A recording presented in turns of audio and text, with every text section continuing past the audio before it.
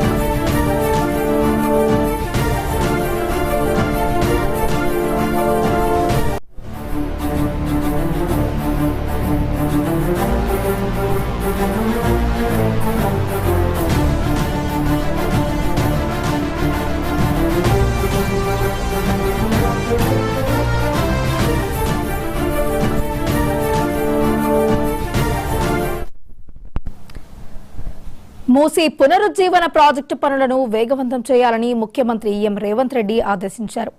బాపుఘాట్లో నిర్మించ తలపెట్టిన గాంధీ సరోవర్తో పాటు మీర్ అలం ట్యాంక్ పై నిర్మించనున్న బ్రిడ్జ్ నమూనాలను సీఎం పరిశీలించనున్నారు. మీర్ అలం ట్యాంక్ పై బ్రిడ్జ్ నిర్మాణ పనులను జూన్లో టెండర్లు పిలవాలని ముఖ్యమంత్రి అన్నారు. ఈలోగా అందుకు అవసరమైన సర్వేలు, నివేదికలు, ప్రతిపాదనలు, డిజైన్లతో డిపిఆర్ను సిద్ధం చేసుకోవాలని ఆదేశించారు.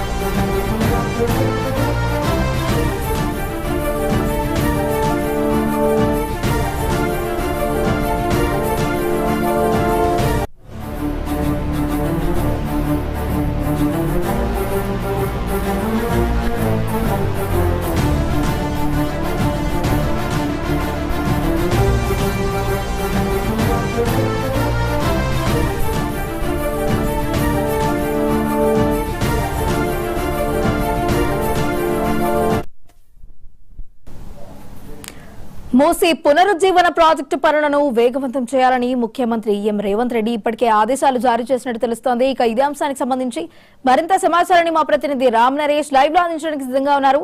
రామ్ నరేష్, చెప్పండి.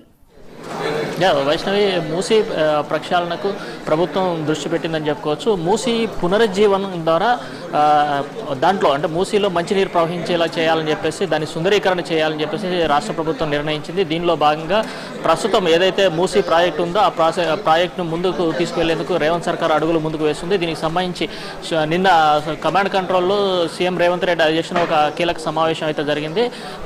వేం నరేందర్తో పాటు ప్రభుత్వ సలహాదారులు వేం నరేందర్తో పాటు మున్సిపల్ శాఖ ముఖ్య కార్యదర్శి దానకిషోర్, అదేవిధంగా Musi river front development corporation అధికారులతో అయితే ఒక కీలక సమావేశం జరిగింది. ఈ సమావేశంలో మూసీ రివర్ ఫ్రంట్ ఎక్కడి నుంచి తీసుకోవాలి, ఏ విధంగా డెవలప్ చేయాలి అనే అంశాలపై కూలంకషంగా చర్చలు జరిగాయి.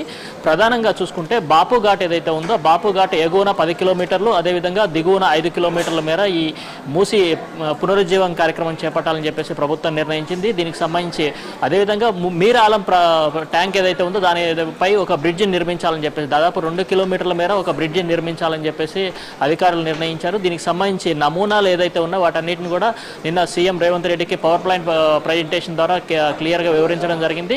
అయితే సీఎం రేవంత్ రెడ్డి కొన్ని కీలక ఆదేశాలు అయితే ఇవ్వడం జరిగింది అధికారులకు. మీరాలం ట్యాంక్ ఏదైతే ఉందో దానిపై నిర్మించే బ్రిడ్జ్ నమూనాలను పరిశీలించిన తర్వాత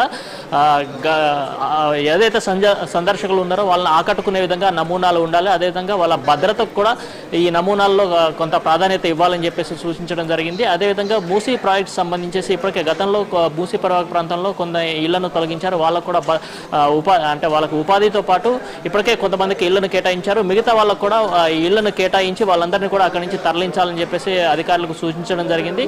మరోవైపు ఈ బాపు ఘాట్ దగ్గర ఏదైతే నిర్మిస్తున్నారో గాంధీ సరోవర్ ఏదైతే ఉందో దాంతోపాటు మీరాలం ట్యాంకు సంబంధించి డెవలప్మెంట్ యాక్టివిటీస్ తీసుకోవాలని చెప్పేసి మీరాలం ట్యాంక్లో ఉన్న 3 ఐలాండ్లను కూడా అభివృద్ధి చేయాలని చెప్పేసి వాటన్నిటిని కూడా సింగపూర్ తరహాలో అభివృద్ధి చేసే విధంగా కొన్ని నమూనాలను చూపించడం జరిగింది. వాటన్నిటిని కూడా అభివృద్ధి చేయడానికి అడుగులు ముందుకు వేయాలని చెప్పేసి అధికారులను ఆదేశించడం జరిగింది. ఇప్పటికే హైకోర్టు అంటే మూసీ ప్రక్షాళన చేయాలని చెప్పేసి హైకోర్టు కూడా ఆదేశాలు ఇచ్చిన నేపథ్యంలో అడుగులు త్వరగా వేయాలని చెప్పేసి అధికారులు ఆదేశించడం జరిగింది. ఏదైతే మీరాలం ట్యాంక్ పై నిర్మించే బ్రిడ్జికి సంబంధించిన టెండర్లు జూన్ మొదటి వారంలో ఈ టెండర్లు పిలవాలని చెప్పేసి దానికి సంబంధించిన నమూనాలు డిపిఆర్లు సిద్ధం చేసుకోవాలని చెప్పేసి అధికారులను ఆదేశించడం జరిగింది. మొత్తంగా చూసుకుంటే మూసీ పునరుజ్జీవానికి ఒక్కొక్క అడుగు ముందుకు పడుతున్న పరిస్థితి అయితే ఉంది. గతంలో ఈ మూసీ ప్రాజెక్టుకు సంబంధించి అనేక విమర్శలు ఎదుర్కొన్న నేపథ్యంలో ఒక్కొక్క అడుగు ముందుకు వేస్తున్న పరిస్థితి ఉంది.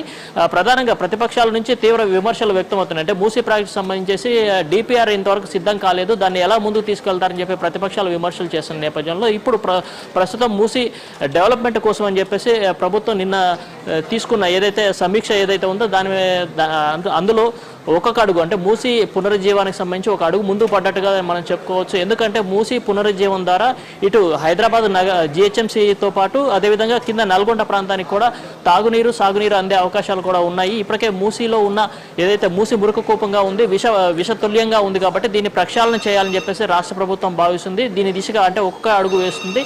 బాపు ఘాట్ నుంచి ఈ అభివృద్ధి పనులకు శ్రీకారం చుట్టాలని చెప్పేసి జూన్ మొదటి వారంలో ఈ మీరాలం ట్యాంకు సంబంధించిన డెవలప్మెంట్ యాక్టివిటీ సంబంధించిన టెండర్లు పిలవాలని చెప్పేసి అదేవిధంగా మీరాలం ట్యాంక్తో పాటు పక్కనే ఉన్న జూ పార్కు సంబంధించి రెండింటిని అనుసంధానం చేసి సందర్శకులంతా ఈ 2 ప్రాంతాలకు వచ్చే విధంగా ఈ ఏర్పాట్లు చేయాలని చెప్పేసి సీఎం రేవంత్ రెడ్డి అధికారులను ఆదేశించడం జరిగింది. మొత్తంగా చూసుకుంటే మూసీకి సంబంధించిన పునరుజ్జీవానికి అడుగులు ముందుకు పడుతున్న పరిస్థితి ఉంది. గతంలో ఏదైతే విమర్శలు వచ్చాయో వాటిని తిప్పికొడుతూ ఒక్కొక్క అడుగు ముందుకు వేయాలని చెప్పేసి రేవంత్ సర్కార్ భావిస్తున్న నేపథ్యంలో దీనికి సంబంధించి నిధులు ఏ విధంగా సమకూర్చుకోవాలనే దానిపై కూడా ప్రభుత్వం కొంత కసరత్తు చేస్తున్న పరిస్థితి ఉంది. వైష్ణవి, రామ్ నరేష్, అయితే బ్రిడ్జ్ డిజైన్లను ఎంపిక చేసే సమయంలో ప్రభుత్వ ప్రధాన ప్రమాణాలు ఏ విధంగా ఉన్నట్టు తెలుస్తున్నాయి? మొత్తంగా చూసుకుంటే మీరాలం ట్యాంక్ పై నిర్మించే 2 కిలోమీటర్ల పొడవైన బ్రిడ్జికి సంబంధించేసి కొత్త నమూనాలను నిన్న పవర్ పాయింట్ ప్రెజెంటేషన్ ద్వారా సీఎంకి వివరించడం జరిగింది. దాంట్లో ఏదైతే సందర్శకులను ఆకర్షించుకునేలా ఈ బ్రిడ్జి నిర్మాణం ఉండాలి, అదేవిధంగా యాత్రికులు వచ్చే వారికి ఎలాంటి ఇబ్బందులు కలగకుండా భద్రతా ప్రమాణాలు కూడా పాటించాలని చెప్పేసి ఏదైతే ఈ బ్రిడ్జి నుంచి చూస్తే మొత్తం కూడా మీరాలం ట్యాంకు సంబంధించిన ఐలాండ్లు అన్నిటిని కూడా సుందరంగా తీర్చిదిద్దాలి. అంటే మీరాలం ఐలాండ్లో దాదాపు 3 ఐలాండ్లు ఉన్నాయి. ఈ 3 ఐలాండ్లు కూడా ఒకటి ఎకో పార్క్గా, అదేవిధంగా ఇంకొకటి బోటింగ్ కోసం అని చెప్పేసి మరొక దాన్ని బర్డ్ పార్క్గా ఏర్పాటు చేయాలని చెప్పేసి రేవంత్ రెడ్డి చెప్పడం జరిగింది. ఈ నేపథ్యంలో ఈ 3 ఐలాండ్లను కూడా డెవలప్ చేసి అదేవిధంగా బోటింగ్ కూడా ఏర్పాటు చేయాలి. ఈ 3టిని ఏర్పాటు చేసిన తర్వాత ఇటు మీరాలం ట్యాంక్ వచ్చిన ప్రతి ఒక్కరు కూడా ఈ బ్రిడ్జి పై నుంచి వచ్చి చూసుకుంటూ సందర్శకులంతా ఆనందంగా ఉండాలి. అదేవిధంగా ఇక్కడికి విదేశాల నుంచి కూడా సందర్శకులు వచ్చేలాగా ఇక్కడ ఏర్పాట్లు చేయాలని చెప్పేసి నిర్ణయించడం జరిగింది. మరోవైపు మీరాలం ట్యాంక్తో పాటు పక్కనే ఉన్న జూ పార్క్ ఏదైతే ఉందో దాన్ని కూడా అప్గ్రేడ్ చేయాలని చెప్పేసి దానికి సంబంధించి ఏవైతే అనుమతులు ఉన్నాయో ఆ అనుమతులన్నింటిని కూడా తీసుకోవాలని చెప్పేసి అధికారులకు సీఎం రేవంత్ రెడ్డి సూచించిన పరిస్థితి అయితే ఉంది. మొత్తంగా అంటే ఇటు ఎక్కడైతే బాపు ఘాట్కు వస్తారో బాపు ఘాట్ నుంచి మీరాలం ట్యాంక్ నుంచి జూ పార్క్ ఈ 3టిని అనుసంధానం చేస్తూ ఒక డెవలప్మెంట్ యాక్టివిటీ తీసుకోవాలని చెప్పేసి ఏదైతే టూరిజంకి సంబంధించిన యాక్టివిటీస్ ఉన్నాయో వాటన్నిటిని కూడా ఇక్కడ తీసుకురావాలని చెప్పేసి సీఎం రేవంత్ రెడ్డి అధికారులను ఆదేశించారు. ఈ దిశగా అడుగులు వేయాలని చెప్పేసి కూడా ప్రభుత్వం భావిస్తున్న పరిస్థితుల్లో ఇక్కడ చేసే యాక్టివిటీ అన్నిటికి కూడా పవర్ పాయింట్ ప్రజెంటేషన్లో నిన్న క్లియర్గా సీఎంతో పాటు అధికారులందరూ కూడా చూపించడం జరిగింది. వీటిలో ఏదైతే బెస్ట్ ఉందో ఆ బెస్ట్ నమూనాను తీసుకొని జూన్ మొదటి వారంలో టెండర్లు నిర్వహించాలని చెప్పేసి సీఎం ఆదేశించడం అయితే జరిగింది. వైష్ణవి, రామ్ నరేష్, అయితే ఇప్పటికే కూడా ఈ అంశంపై ఇటు ప్రతిపక్షాలు వరుసగా విమర్శలు గుప్పిస్తూ వస్తున్నారు. మరి వారిపై ఆ విమర్శలకు గాను ప్రభుత్వం ఎలాంటి స్పందన ఇవ్వబోతుంది? మూసీ పరివాహక ప్రాంతంలో దాదాపు 55 కిలోమీటర్లు మూసీ పరివాహక ప్రాంతం ఉంది. ఈ మూసీ పరివాహక ప్రాంతంలో ఏదైతే బఫర్ జోను అదేవిధంగా నదీ గర్భం ఉందో ఇక్కడ ఇళ్ల నిర్మాణాలు ఉన్నాయి. గతంలో మూసీ రివర్ ఫ్రంట్ అథారిటీ ఏదైతే ఉందో వాళ్ళన్నీ కూడా అక్కడ దాదాపు 248 మందిని ఇప్పటికే అక్కడ ఇళ్లను తొలగించేసి వాళ్ళకి ఇందిరమ్మ ఇళ్లను కేటాయించడం జరిగింది. మిగతా వారికి సంబంధించేసి కొంత కోర్టులో ఉన్నప్పటికీ కూడా వాటన్నిటిని కూడా ఒక్కొక్కటి క్లియర్ చేసుకుంటూ ముందుకు వెళ్ళాలని చెప్పేసి సీఎం ఆదేశించడం జరిగింది. ఇప్పటికే మూసీ పరివాహక ప్రాంతంలో ఏదైతే బఫర్ జోన్ ఉందో ఆ బఫర్ జోన్లో చాలా ఆక్రమణలు ఉన్నాయి. వాటిని తొలగించేందుకు ప్రభుత్వానికి కొంత ఇబ్బందికరంగా ఉంది.